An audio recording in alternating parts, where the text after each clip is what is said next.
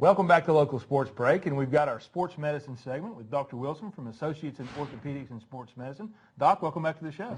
Glad to be back. I think we've got a great topic tonight. I want to jump right in and talk about sports nutrition. Sounds good. Sounds good. We chose sports nutrition this week just to try to get some information out to the guys and especially the girls about nutrition, what they should do, and how they should try to educate themselves and feed themselves before a game. Talk a little bit about, say you've got a football game on Friday night, and sports nutrition we're talking about, let's start on Monday and just kind of go through what should they do to prepare themselves to perform at the highest level? Well, the biggest component of sports nutrition is by far hydration, and people need to be hydrated, and hydration doesn't occur on the day of the contest. I mean, it takes 2 to 3 days beforehand to really get keyed up for it. In addition, people talk about getting carbs in and becoming acclimated and getting the nutrition. It takes 24 to 48 hours for the body to be acclimated to regain the nutrients and the glycogen stores in the muscles. So getting a proper meal right before the game is really kind of not really as much beneficial as it is preparing for it 2 to 3 days beforehand.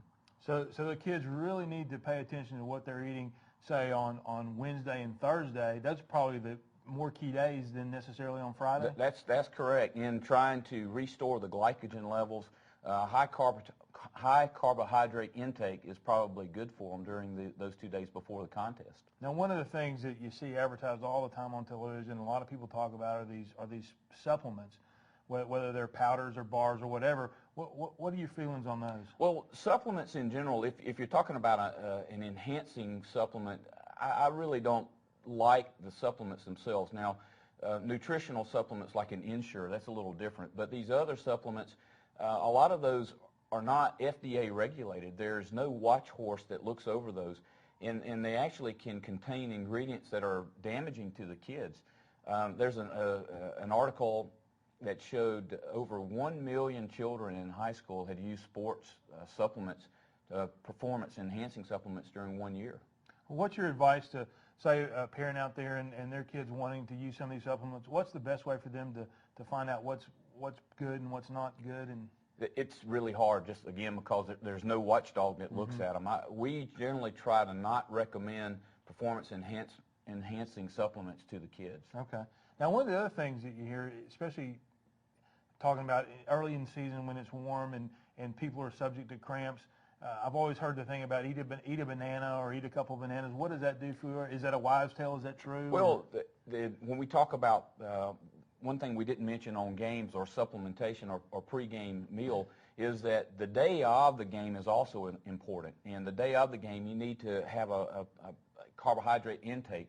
And it would be great 30 minutes before the game to have some kind of carb intake. And bananas are high in carbs, and also they have potassium. So kids that are cramping a little bit more in the year or have some predisposition to cramps, they may want to intake a little bit more potassium, such as bananas.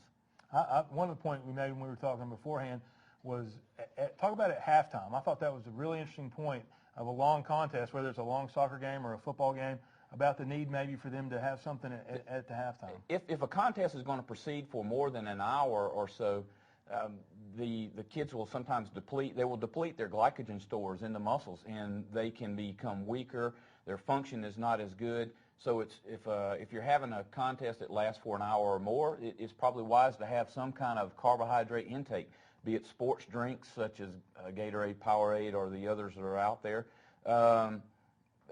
Some candy bar, Mars candy bars actually have a very high carbohydrate intake. Hey, I like that. Yeah.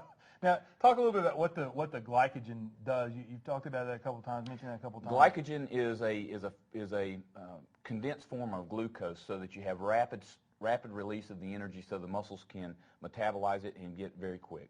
All right. Well, thank you very much. I think this is a great topic and very timely. We appreciate you coming on the show tonight. Thanks for having me. All right, stay tuned. We'll be right back after these messages.